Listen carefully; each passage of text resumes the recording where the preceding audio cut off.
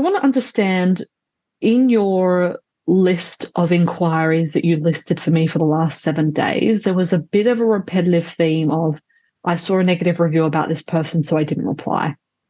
Uh-huh. Can you tell me a bit about those? Like, when you look at those negative reviews, what are they usually saying that makes you not want to see that person?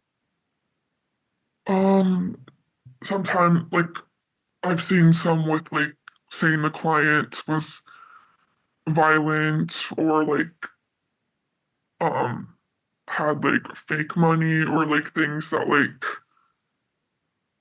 would, like, affect my safety. Or if they have, like, a very high number amount of, like, 20 people saying, like, they're a time waster, and, like, I've gotten that energy from, like, just them calling me at 3 a.m., I kind of just assume that that wouldn't follow through with a booking. Okay.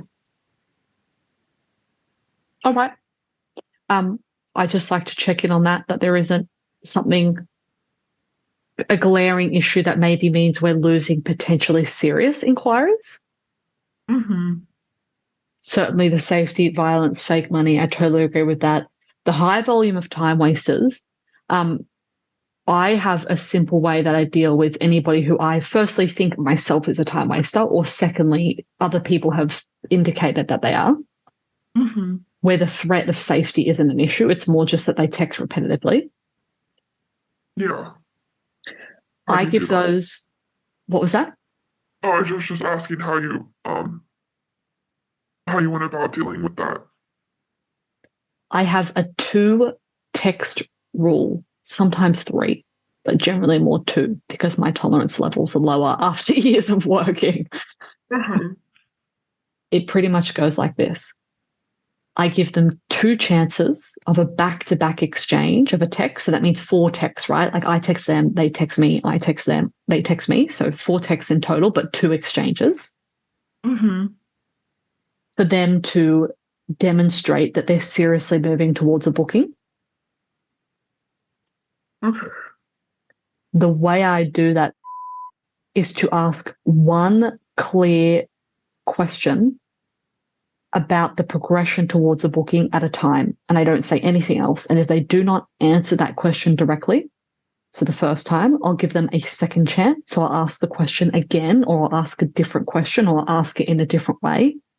And Yeah. then if they still don't respond in a compliant manner, I will send them a text that says, I would love to meet with you. I won't be able to continue discussing a meet until I've received a deposit. Here are the details. Text me when you made it. And I don't respond to anything until I've received money. Okay.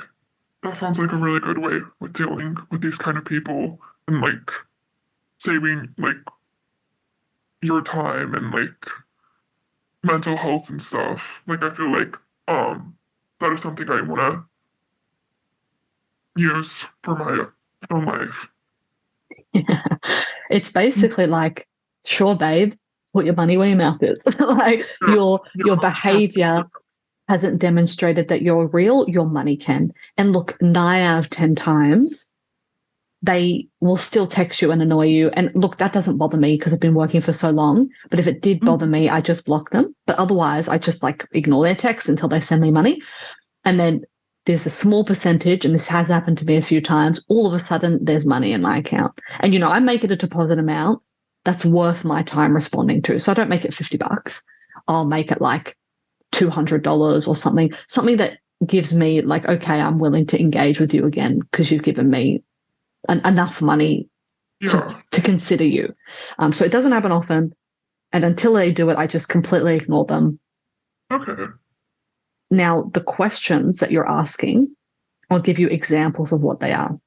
Okay. So we know a booking is progressing, and I'm going to send you a video on this, when we're making clear plans together that are along the lines of a booking occurring. So for a booking to happen, we need to know the day we're meeting, the time we're meeting, how long we're meeting for, and what style of booking. We've got different options, just logical stuff.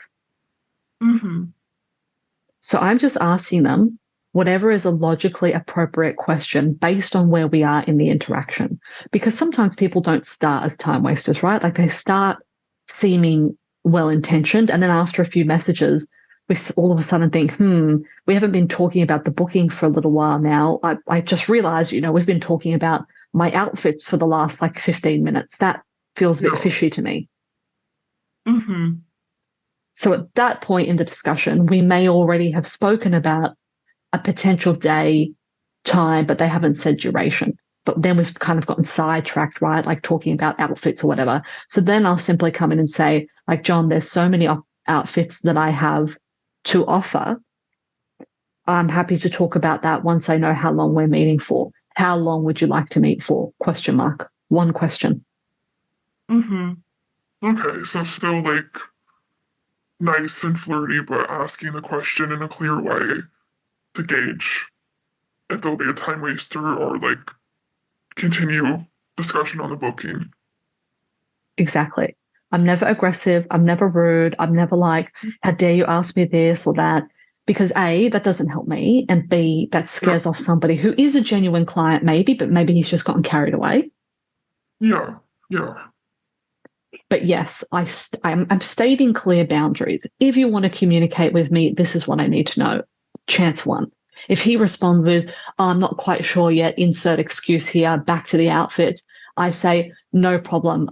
Life is so busy, isn't it? Once you know, get back to me. Mm-hmm. Okay. That's a good way. I'm going to write that down. Cool.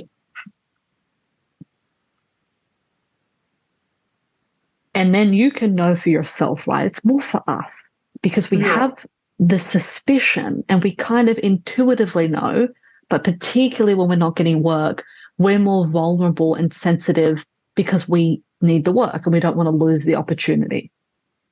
Mm-hmm. Yeah.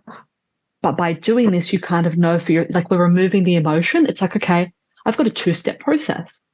I don't have to worry about my judgment being off or, being unreasonable or losing a potential client. If you were going to make an appointment for something, let's say you're making an appointment for a massage, if you were serious, you would answer those questions. Yeah. That makes sense. You might get a bit excited at one point about, the hot stones, the oil, what sort of oil, sure, that happens. But if the provider stepped in and said, there's so many different styles of massages to choose from, I'll tell you about those, but let's make sure we pick the duration first. What duration would you like? You would answer that question if you were serious. Mm-hmm. Yeah. That's a good way of thinking of it. So that just helps you to remove the self-doubt that we have that and the fear that we're going to lose a serious booking. Because if you ask somebody a question twice, that's completely reasonable, polite, blah, blah, blah, and they don't answer, you can know for yourself with 99% security that they're not serious. And therefore you kind of let go of the fear of, I'm going to lose this booking, because guess what? That guy is not a real booking. Mm-hmm. Yeah. And you've even covered the base of, in case you're wrong, if he does fall into the 1%, he'll pay. Yeah. That makes a lot of sense. Cool. So give that a go. And just have a copy and paste message even for the message one. For the payment, I had a copy and paste message and I might modify the first sentence, but then it said, once I receive X amount of money via X method, please send me a photo of the payment here, and then we can continue chatting and organizing our amazing date, ! With love, Isabel XO. Still super friendly. Didn't even have to fucking type this shit out to these people. I just literally hit copy paste. Didn't even waste my time texting them and hurting my thumbs, Yeah. Make it easy. Totally. Make it easy for you. Remove the emotion. It's just another part of the job. If you want to learn more escorting tips, just click the link below this video.